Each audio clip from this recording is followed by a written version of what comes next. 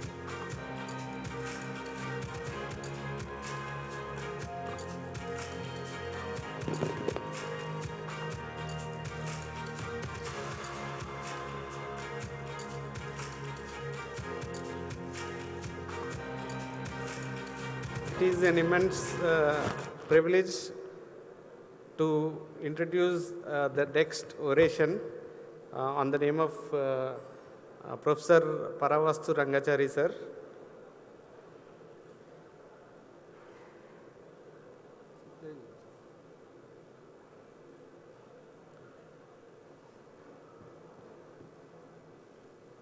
So he is known for his groundbreaking work, unwavering dedication and commitment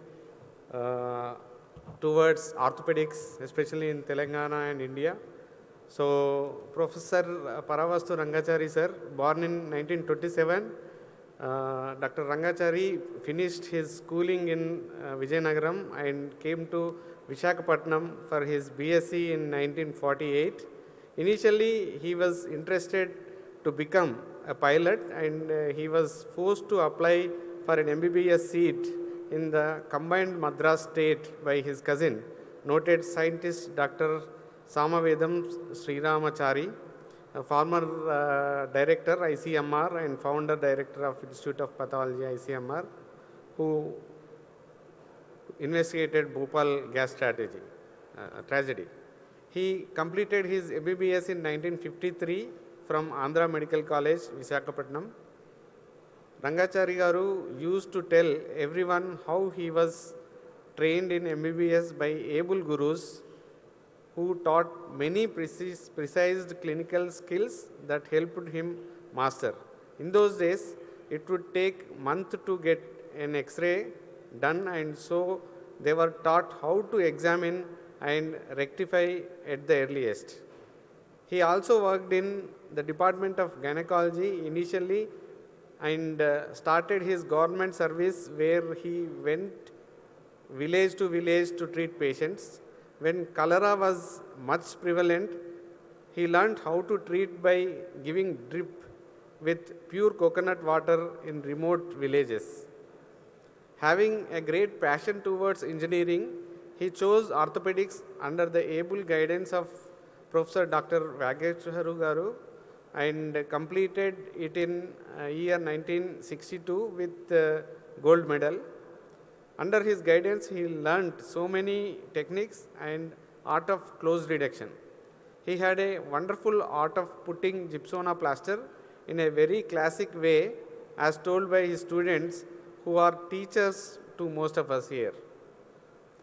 Dr. Rangachari Garu assisted Dr. Rangachari Garu in many difficult and complicated polio deformity corrections and helped to publish papers. Photography was one of his favorite hobby, which helped him to take photos and prepare slides for paper presentations and teaching. He started his teaching profession in Rangaraya Medical College as a lecturer and head of the department. He was indeed a very good teacher and explains the subject from the basics with good drawings and photographs, drawing 100% attendance in his classes. In the year 1967, Dr. Rangachari garu working in Kakinada applied for FRACS under Colombo plan and went to Melbourne, Australia. He worked along with Dr. Henry Vermont Kroc on vascular supply of bones of hand and wrist. In the second half of 1977, he went to Melbourne, Australia again to do research work on venous drainage of upper end of femur and also got trained in spinal surgery. His work along with Dr. H.V. Kroc and their research paper in the form of a book is placed in Royal Albert Hall, London. As he returned to India, he worked at Andhra Medical College and Usmania Medical College, where he trained many postgraduates. He continued as Professor Emeritus at OMC post-retirement. The best part of all the doctors who worked under him was that they always got motivated to try new techniques and methods and stood by him at all times and presented them in various national platforms. He published more than 35 papers in international and national journals. He was also elected as fellow at FAMS in 1968, FAASC in 1970, and FASI in 1989. In the year 1981, took voluntary retirement from AP government and went to Jamaica as he was invited to set up an orthopedic department there in Montego Bay. In 1986, as he returned to Hyderabad, he joined Deccan Medical College until 2002 as head of the department, where he continued to inspire many students and treat complex cases. He continued to practice until 2018, treating and training many students. In 2018, Dr. Rangachari garu totally stopped practice and was actively involved in writing book on management of different type of fractures along with self-drawn drawings. So now I request one of the disciples of Professor Paravastu Rangachari sir, our beloved V.S. Ravindranath sir, to come on stage to give an oration on his name.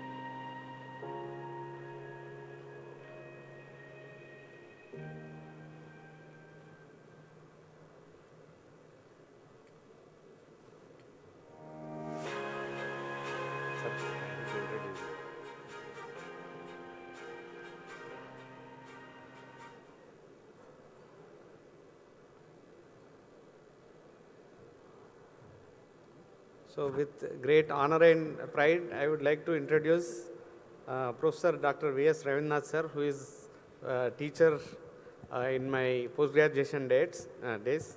And Professor Dr. V.S. Ravindranath sir has done MBBS from Usmania University, MS Orthopaedics from NTR University of Health Sciences, Professor of Orthopaedics in Usmania Medical College, Usmania General Hospital, Hyderabad. And present place of work is Professor and Head of the Department at ESIC Medical College, Hyderabad. Teaching experience of 31 years as Assistant Professor, Associate Professor and Professor in Usmania Medical College, Usmania General Hospital, Hyderabad, Telangana, ESIC Medical College, Sanat Nagar, Hyderabad, Telangana, Bhaskara Medical College, Joginpalli, RR District, Telangana. Publications, 16 publications, both national and international journals. Designed a new device for tibial plateau fractures, published in JOCR journal. Gold medal award, a paper in last conference. And designed a device for the entry point into greater trochanter for any IM fixation of femur, published in IOSR journal. Gold medal awarded paper. Radiolucent bolster for different orthopedic procedures. And project work is going on presently for innovation fixation of bimalleolar fractures of ankles.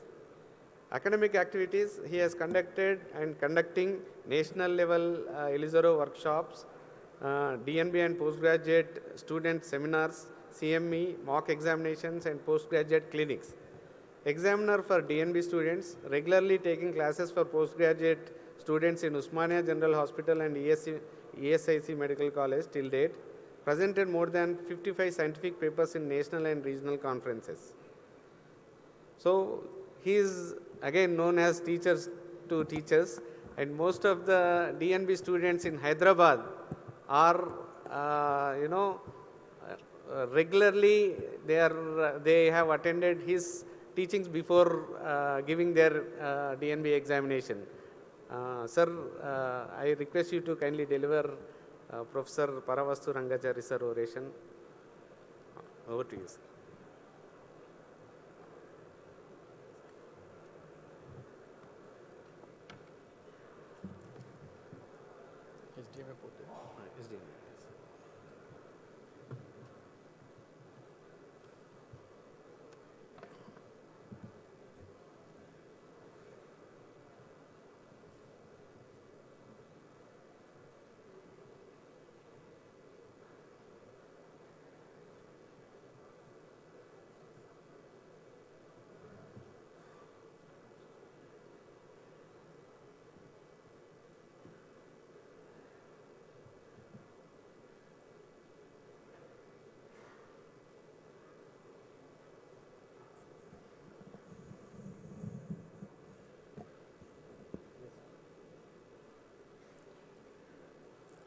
Good morning, all of you.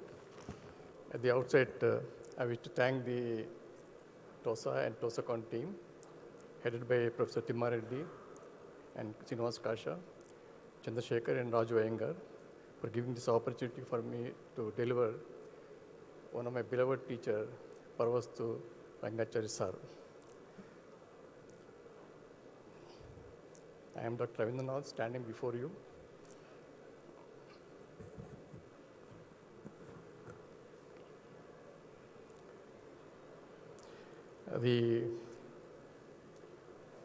As a person,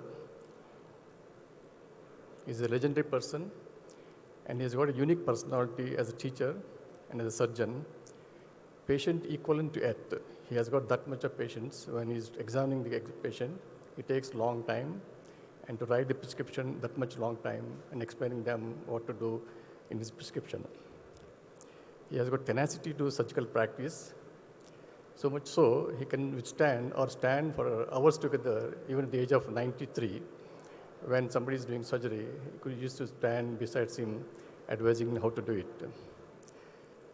And he has got some unique concepts about vascular supply of the patella as well as scaphoid.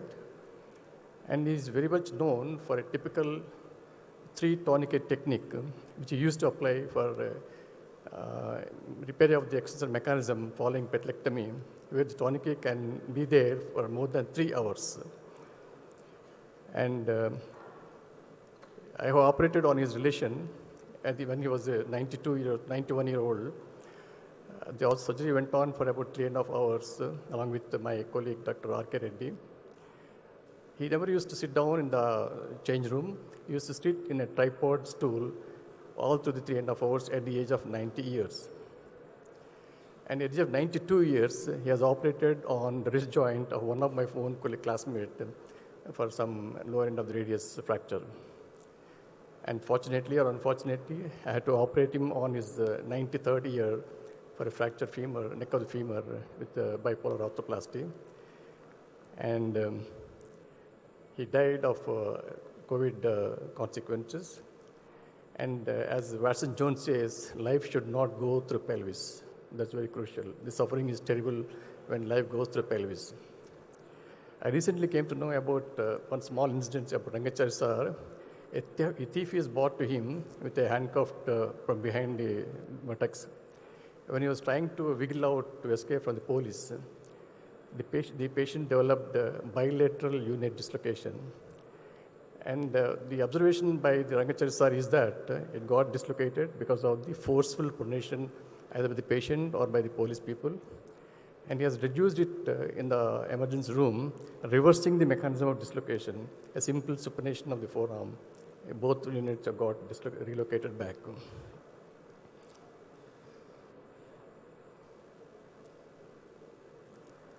This is all about his personal idiosyncrasies, or what we can say. He was associated with one person by name Henry V. Koch, and you can see both of them are twins. And he worked with Koch, who has written a book on vascular supply of all bones, more particularly the head of the femur, that is known everybody as Koch's hypothesis, along with Treto hypothesis. And there is a book, that is what somebody was mentioning, it's there in the annals of the British libraries. And that book was given as a complimentary to Rangachari sir when he visited Australia. I used to see them always carrying all these gadgets, the camera. Those days, we used to have only black and white film cameras. And he's very much fond of writing tons of papers together before the invention of this typewriter. And then he used to produce, when he was in Jamaica after his retirement from AP service, he used to take some beautiful black and white photographs. You can excel in photograph only by black and white films only. It's very difficult to get excellence in black and white photography. These are one of the photographs. And you can see the life in the face of that particular girl, and also young adult.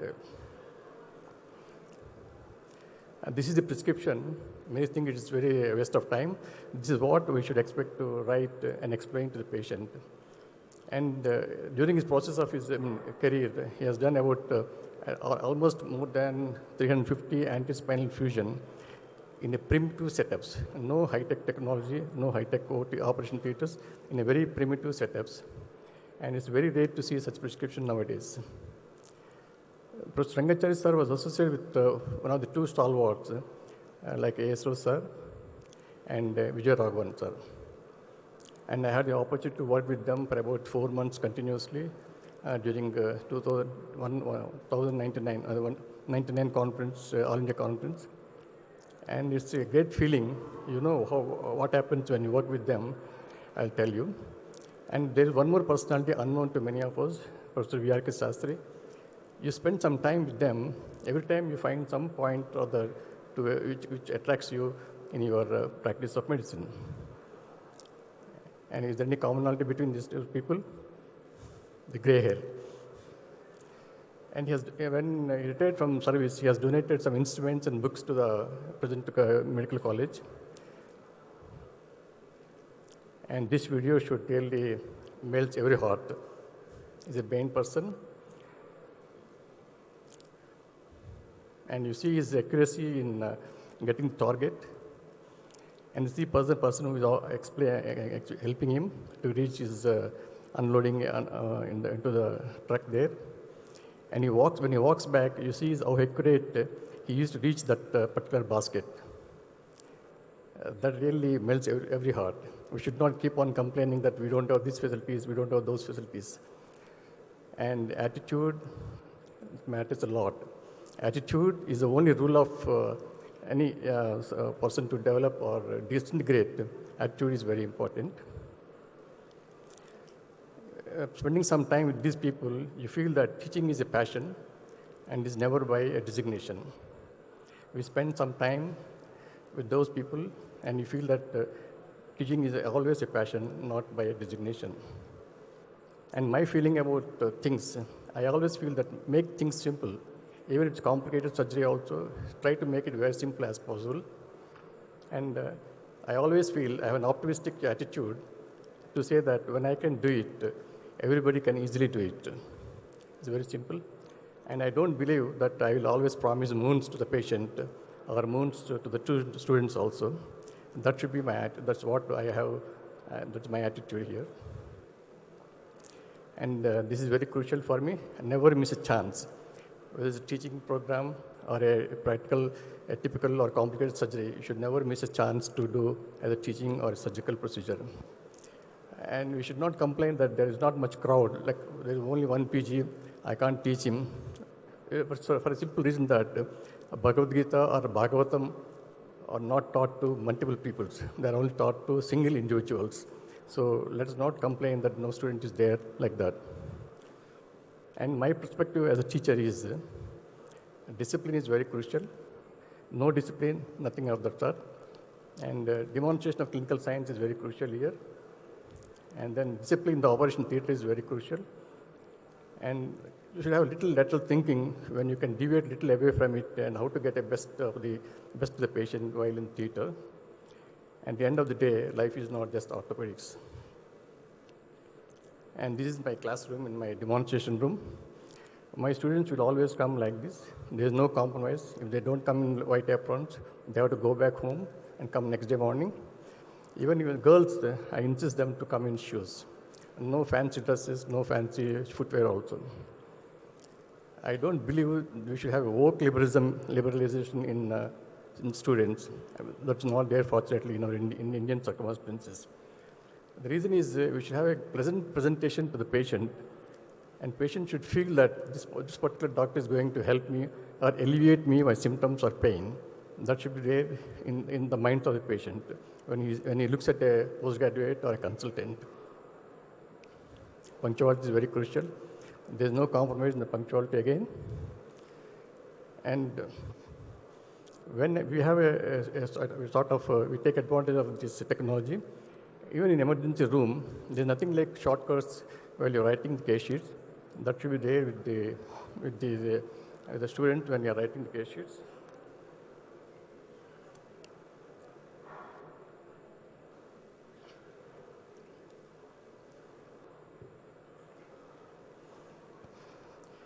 And you see that the case sheet is very complete with a nice diagnosis. And then when you see when we take the help of the WhatsApp images, we form 3 groups. One is all admissions in one group, and we have one more group, only pre-operative plan, and the other one is the post-operative plan. So when we go through these WhatsApp groups, we'll know everything about a particular case, pre-operative, post-operative, and follow-up. And you also realize that when they take a radiograph in the casualty, we should never miss a chance to take the relevant chest X-rays in the form of traction views and try to get the classification immediately so that the student will not miss the classification in future. And demonstration of clinical science is very crucial. And we take the help of acrylic models. When you want to discuss about squaring of the pelvis, this is more confusing to the students in the examination. And here, we have a small video wherein the acrylic model is created by me, and we have the 3 joints there at the lumbosacral junction and one at both hip joints. And this explains how these nuts we tighten the nuts at the lumbosacral junction.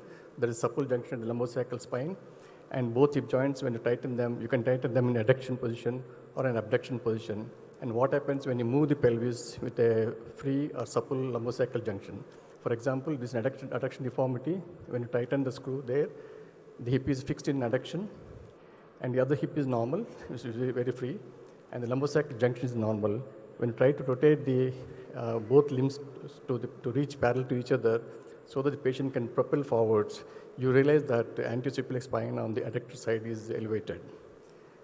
When you want to do a squaring of the pelvis, there's a lot of confusion among students. Why we get equal levels of the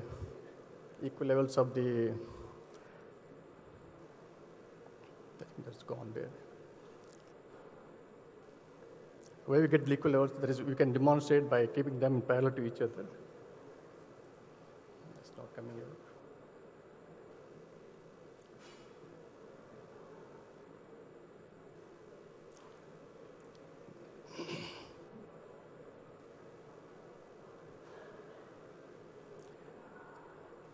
when you bring them together so that we can keep the diseased limb in abnormal position, both antisupplex and spine are the same level and take the real measurements. This particular model is going to help a lot of people in the examination also. And when you want to do some better way of demonstration of, let us say, the anterior droid test. So this is a normal, no anti-droid test here. There is no tear in the ACL. If you can take a dissection there and then join them, both of them together, you realize that you are doing a good demonstration of the ACL tear. But if there is a tear, you can easily take the help of this amputated limb and dissect it out and do the same test on the table, and you realize that how important it is, how easy to demonstrate the ACL tear in a sagittal plane when there are no rotary instabilities. So never try away amputated limb. Try to dissect as much or whenever you have a chance. And this particular sign, most of the spine surgeons may not be aware. This is very crucial. We rarely get to see them. This is called, there is a sudden withdrawal of the lower limbs when you try to tap on any part of the lower limb when there is spastic paraplegia. This is called a Moss sign or Moss reflex. It has a prognostic value. The presence of this sign indicates that you are not able to decompress the spine properly, and patient continues to have the paraplegia. And we have a small template for radiographs, how to read a radiograph for students in a bone lesion. It starts with views, very crucial to know the views, and then the age of the skeleton, immature or mature, and soft tissue swelling. And for that, when I go through some radiological textbooks, we have an experiment where we put a dry cotton in front of a flashlight to get a silhouette effect, and a wet cotton when you in front of the flash of light. You realize that there is a change in the density of the cotton. The same thing happens when there is a soft tissue shadow in a plain radiograph, and you know the location of the anatomy location of that particular area. You can make a diagnosis of a semi-membranous cyst, and which can be confirmed by your dissection and histopathological examination. And continuing the template again, we have the template is gold standard for reading a plain radiograph and specific for some lesions. For example, you have a lesion in the epiphysis, and then which is eccentric in nature. In immature skeleton, invariably it's going to be announced chondroblastoma. You can confirm it by your investigative modalities like MRI, but most of the time they are all, 99% of the time they're all chondroblastomas if they are epiphyseal and eccentric in a mature skeleton. And you realize that most of the lesions are all in the metaphysis, and then they're all specified to the particular location in the metaphysis. And the periosteal change is very crucial to make a diagnosis, more so in a conventional osteosarcoma or in a Ewing sarcoma. Cortical changes are not going to much help when you want to make a diagnosis, but the matrix is going to help. That's called, it's a ground glass appearance, like when you can make a diagnosis of a fibrous dysplasia. And the classification of Ludlows is very crucial to confirm your diagnosis on a plain radiograph. And then the zone of transition is very important, to know whether it's a benign lesion or a malignant lesion, which is distinct or indistinct nature. And this template has been used by me for almost more than two decades during home series, and it's going to be useful for students when you want to make a diagnosis reading plain radiograph alone. What happens when you don't follow this template? This is a fracture of the lower part of the femur, and in both views. Very crucial is there is a history of trauma. There is a history of trauma. We should elicit whether the trauma is significant or not, and then you can take a. You should see for this periosteal reaction here.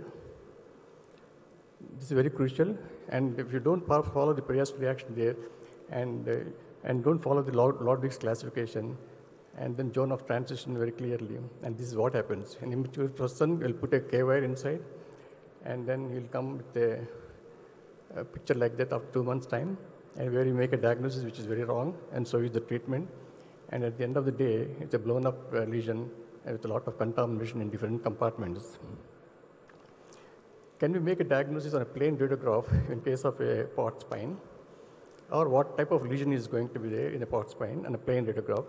For example, this is a minimal wedging at D9 level with a lot of regional osteoporosis. Can we really make a diagnosis of a cold abscess on a plain radiograph? Here is a trick for that. There is a shadow there, and then you can see a shadow there. Within the hot shadow, you can see a nice shadow. Dr. Rangachari sir used to say that he used to use words like container and contents. When you have a container which is thinner in nature, you can see inside the container contains like thin wall, as vertebral laminae, pedicles are all clearly visible. That means there's a thin wall psoas abscess that you can confirm by your MRI. And then when you open it up, you find an abscess there, and you decompress it, the patient recovers from this neurological deficit. So a simple pain radiograph can easily give you a diagnosis of an early onset of paraplegia and the size or nature of the cold abscess. Suppose if the abscess is for longer duration, the container and contents will behave differently. There's a thick wall, and you don't see the contents within the container, and that's going to be a thick wall abscess, and the neurological recovery is not much as we expect in thin wall. These particular videos are very crucial to know which hip joint is at fault and why is at fault. Because the patient is using stick on the same side and the patient is using stick on the opposite side. A teacher should be able to explain what is happening to joint reaction and in correspond to abduction force. So somebody is using a stick on the same side and he feels comfortable. It's an unstable joint. He uses stick on the opposite side. It is a degenerative joint where he has to bring down the amount of abduction force to bring down the pain. So if you see a radiograph like that, it's on the right side, the pathology. And then when you do the surgery, a patient gets relieved of the pain. And follow the same template when you want to read a joint, radiograph of a joint. This is how I advise the students to follow it. On the femoral side first, on the acetabular side next, and joint space, and make a diagnosis. In the femoral side again, you have to think of what are changes in the head, neck, and the trochanteric area, and what are the changes in the acetabulum, the size, shape, index, and inclination, and what is happening to joint space. The joint space is very crucial. Is it eccentric narrowing or a concentric narrowing? 99% of the tuberculous hip joints, they have a concentric narrowing, whereas other cases like Perthes disease, they have eccentric narrowing of joint space, though it's incongruous. So this template is very crucial to read a joint lesion. Then you can make an easy diagnosis. Suppose there is a small case, a person comes with this gait using crutches since his childhood. The resident did not use the word, did not put a question, how long you are using these crutches. So use of crutches is very crucial because he's so comfortable using crutches, but he comes with a tribal trauma and with this radiograph. You make a diagnosis, diagnosis is very simple. It's a fractured femur, and then there's a dislocation of the hip joint. Now, if you take a pelvis with both hip joints, and that's the picture. It is not so simple why a person can come with a dislocation as well as fracture to the shaft of the femur comfortably using a crane, using the auxiliary crutches. So this is one place where even for the first time I am able to appreciate the vascular sign of Narath here, because the head is outside the socket, but there is no pain, and patient is has no tenderness also. It should give a clue that we should have priorities how to treat this particular patient.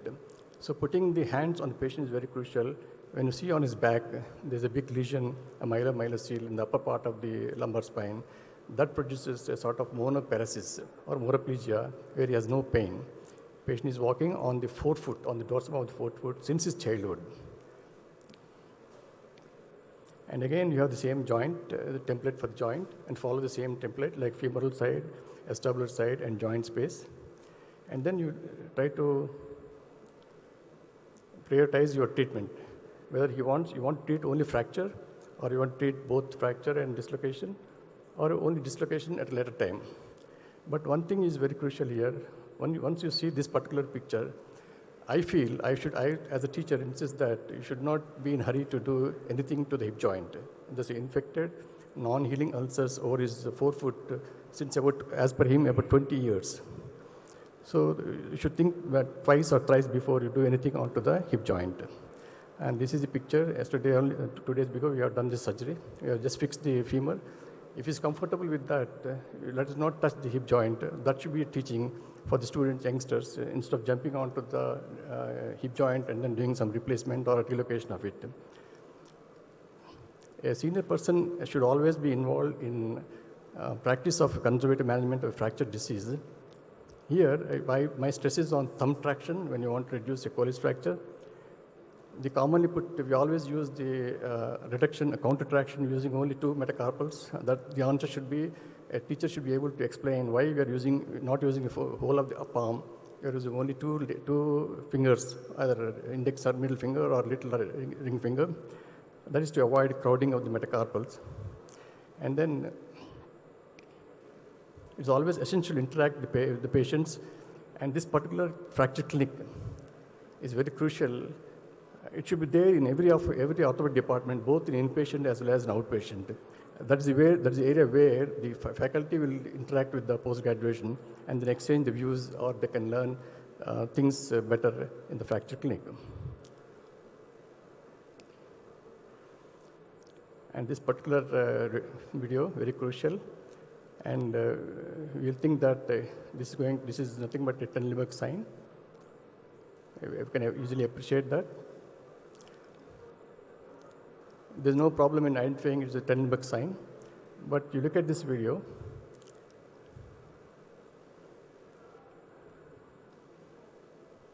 and that is classical Tenenbaum sign. Then how did you get this particular image on the left side? He has got a non-union of the subtrochanteric fracture. Any fracture, it goes into non-union, proximal to the isthmus and distal to the lesser trochanter. You have such a clinical scenario where it looks like unstable hip joint, but it's not a classical Tenenbaum sign. But other one is a dislocated or a DDH in the child. So appreciation of this particular telescopic sign by the examiner, explaining them to the student is very crucial when you don't want to make a mistake. And the other test is telescopic test. You should know where to put your fingers first, and where to hold the arm in the metaphysis of the femur, and then what is the first movement that you want to do while you want to tell a telescopy. This is very crucial when you want to do a telescopy. Telescopic test is very crucial to make a clear diagnosis of unstable or stable hip joint. This is all about discipline in the clinical science. Now let's go to discipline in the operation theatre. So there are so many lines like that. There are plenty of lines. You get just confused. And you make, as I said, you make things very simple.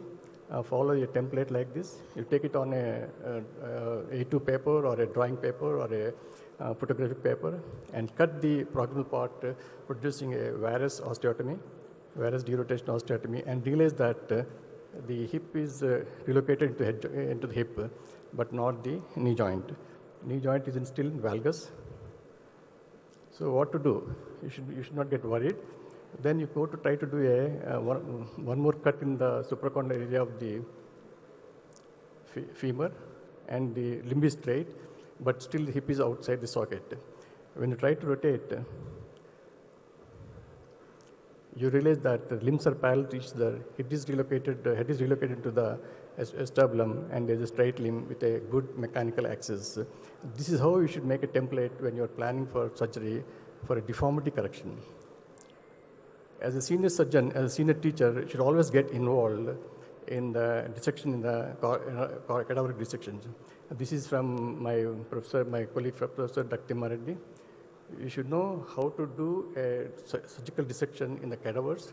Whenever you get a chance, you should get involved in that. And design of the incision is very crucial. And we have the respectus tissues. Somebody wants to do surgery very fast. Yeah, you can do it very fast, provided you follow the surgical principles, try to respect the tissue planes, and then you can definitely do, there's nothing like doing surgery fast. You can do it in a reasonable time so that there will not be any bleeding when you follow the tissue planes. And you follow the tissue planes, you reach the target also very easily for better visualization of the fracture or disease, whatever it is. So dissection in the cadavers is very crucial when you want to understand the different approaches around the joint. And this is, I'll go just a little faster. Whenever you want to do some illusory procedure in the femur, the precise knowledge of anatomy is very crucial. You should have a three-dimensional view, what happens in the anterior, what happens in the posterior, what happens in the medial side, and what happens in the lateral side. This is how you can have a mental picture and to have an exact knowledge of the anatomy when you are trying to do fixation of the illusory, putting pins in different planes in the femur. This is the vascular supply, and the venous return is there.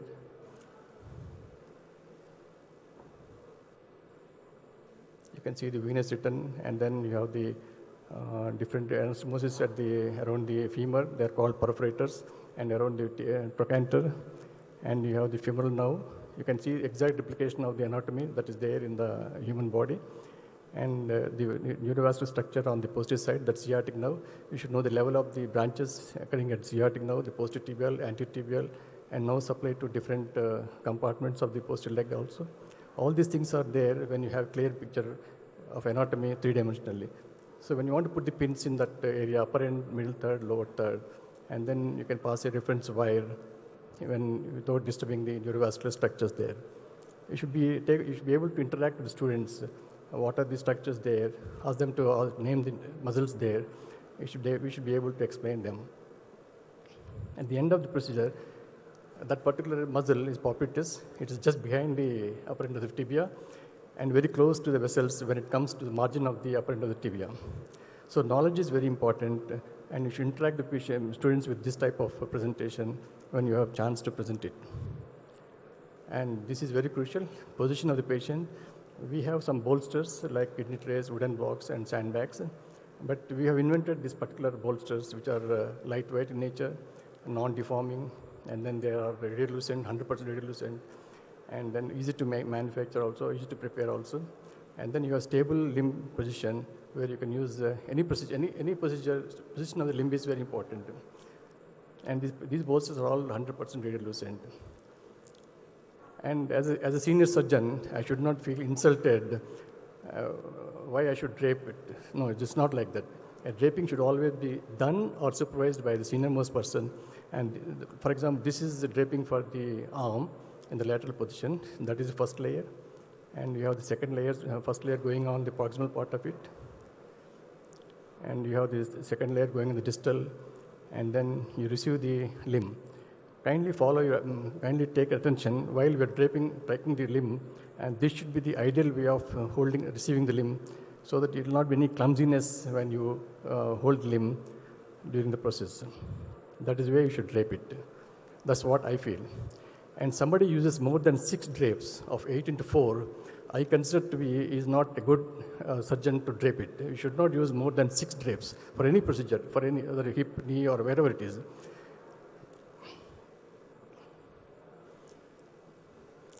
So whenever we are doing some procedures like a spastic lower limb child, we should be able to appreciate the clinical signs when you try to do a highly selective neurectomy. Suppose you want to bring down the amount of spasm of the gastrocnemius following the Skill-for-Squall test. I want to bring down the spasm of only the middle head of the gastrocnemius. Appreciate the contraction of that. I only do the neurectomy of that particular area so that you get required amount of relaxation when you're doing a highly selective neurectomy. That is very much demonstrated here. So that's typical reaction of a tibialis posterior.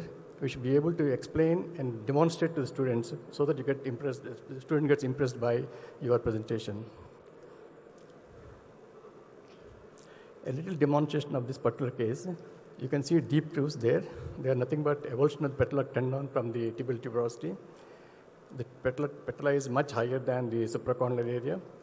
You can bring it down by your skeletal traction and demonstrate that in due course of time, a period of, let us say, 3 weeks' time, the patella has come down to the level of its natural place, and then do reconstruction of the patellar tendon using a tensor fascia, making it as a tibial patellar tendon, fix it in different respective places, and then you get this is the dissection here, and this is the clinical outcome.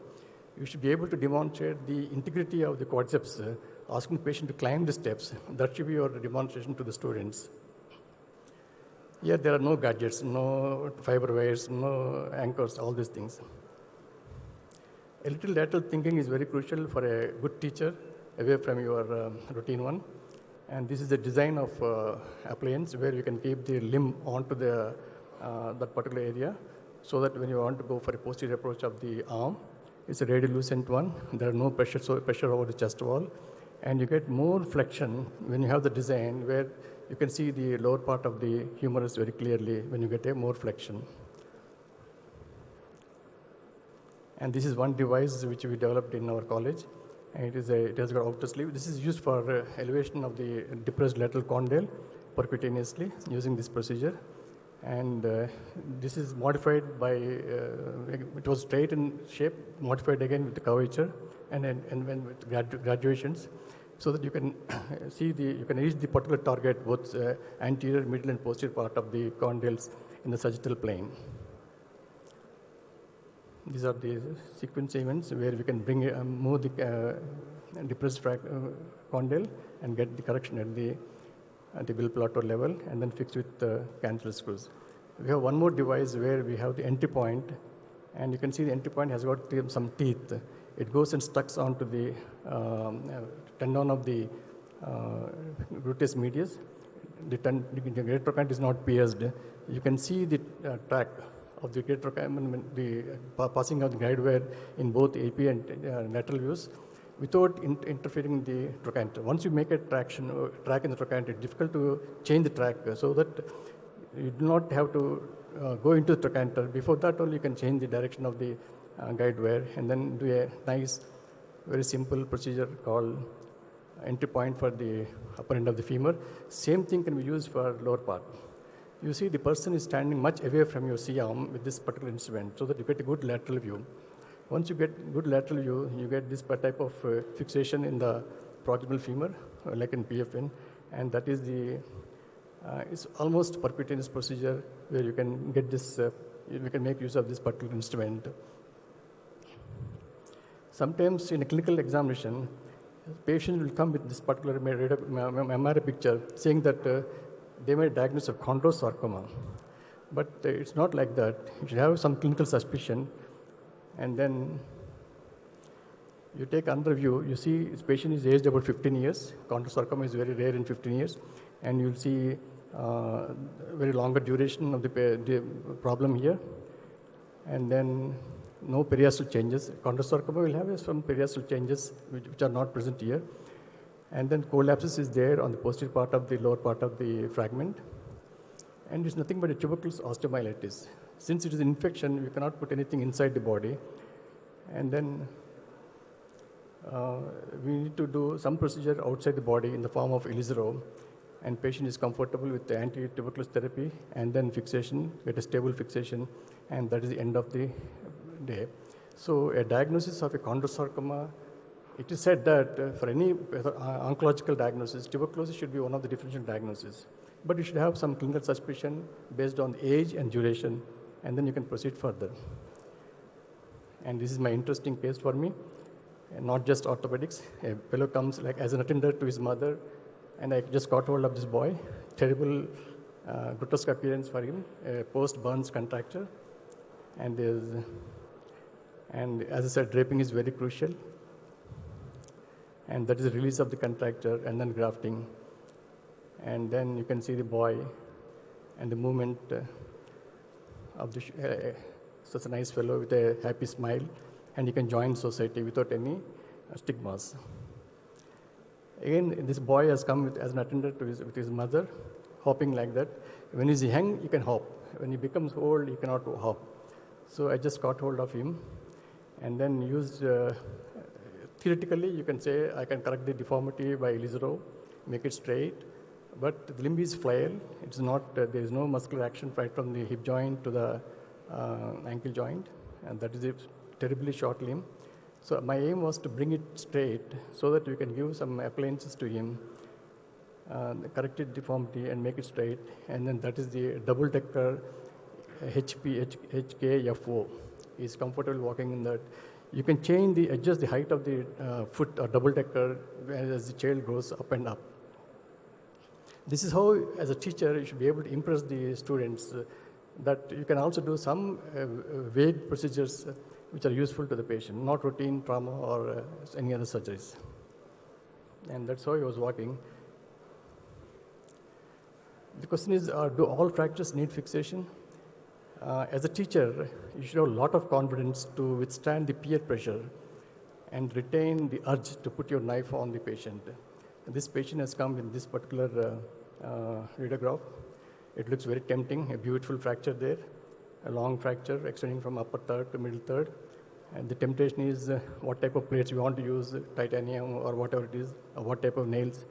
A senior surgeon or teacher should be able to resist the temptation, and then just to see after 1 week time, the swelling has come down, and start doing a sort of rest for about 1 week in a J plaster, and then mobilize the patient with pendular exercises, and that's what happens after about 3 months' time.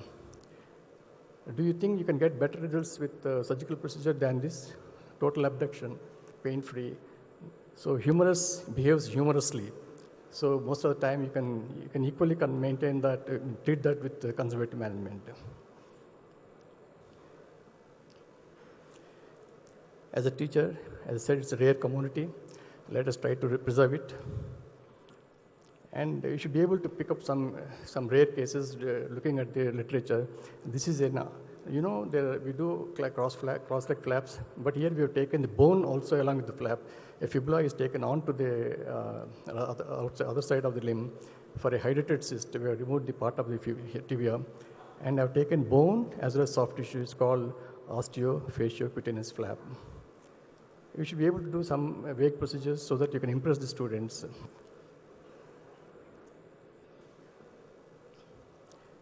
And this is a case, a fellow of 24-year-old comes with us, comes dopey, with 1.5 years old intracapsular fracture.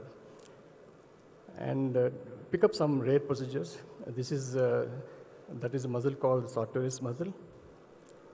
And you cut it from the anterior iliac spine. Then it becomes a sartorius muscle pedicle. And then you fix it to the fracture area anteriorly. And that is a post-operative X-ray. If you do any rare procedures, you should be able to get,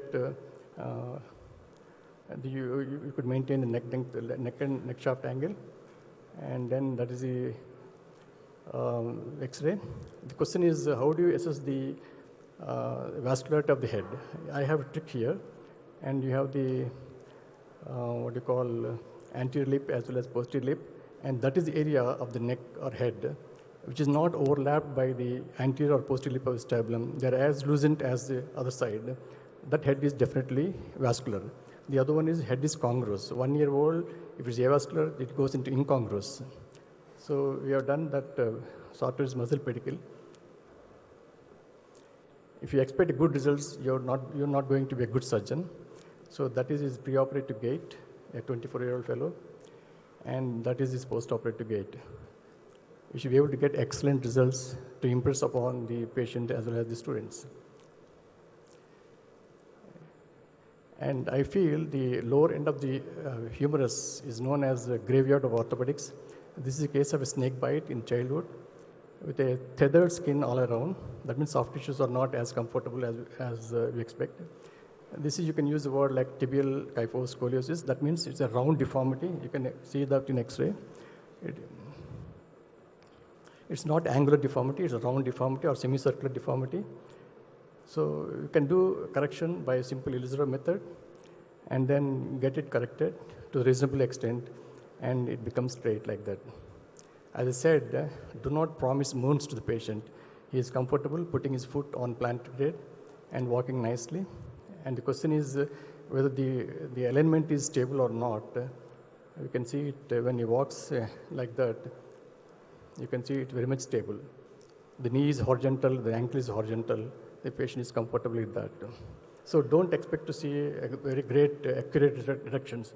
If you get reasonably good reduction, good correction, you should be happy with the procedure.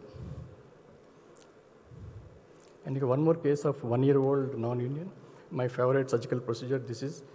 I always take the teaching is why should we take a lateral view, traction view as well as internal rotation. We should be able to explain why and when to take it and how much is the correction you want to do. As an orthoplastic surgeon, it looks very easy to replace it with the bipolar or total hip replacement. But much easier for everybody is to do a osteosynthesis procedure in the form of Meyer's muscle pedicle. And this happens to be my 79th case of muscle pedicle. And we have done the osteosynthesis.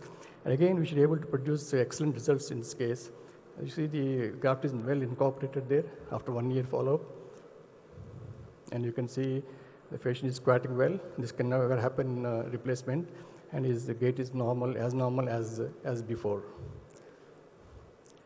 So when you want to correct any ankle deformity, the stress is on, you should be able to see the correction from behind.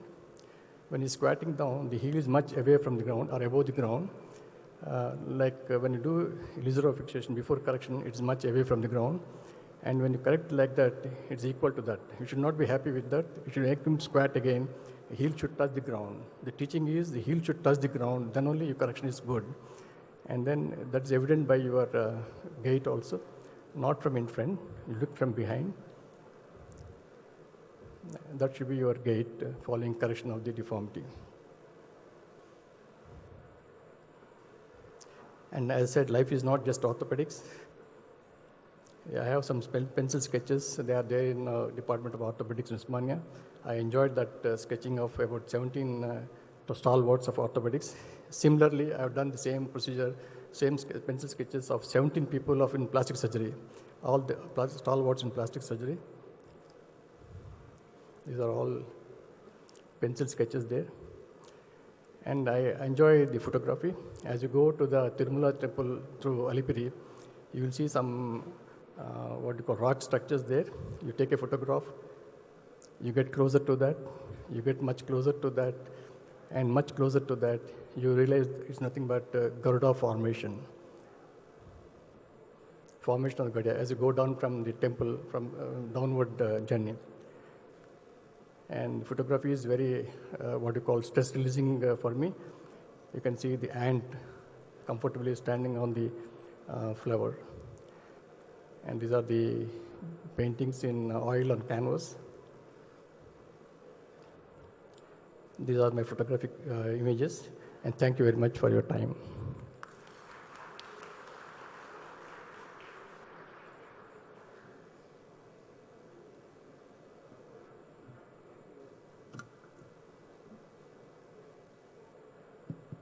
Thank you very much, sir. We would like to request you to come on for felicitation from TOSA.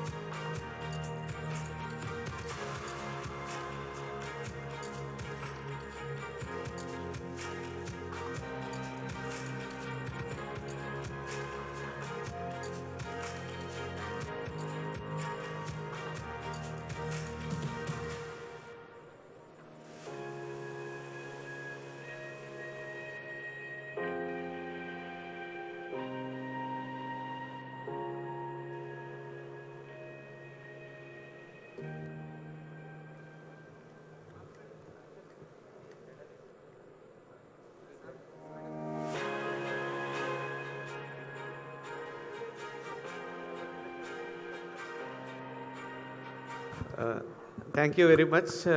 With this, we call upon the session of oration is over, and I would like to request everybody to go ahead with lunch, and we'll come back to the halls, not only hall A, all the respective halls by 1:45. Yeah, it is because of the short of time. Thank you.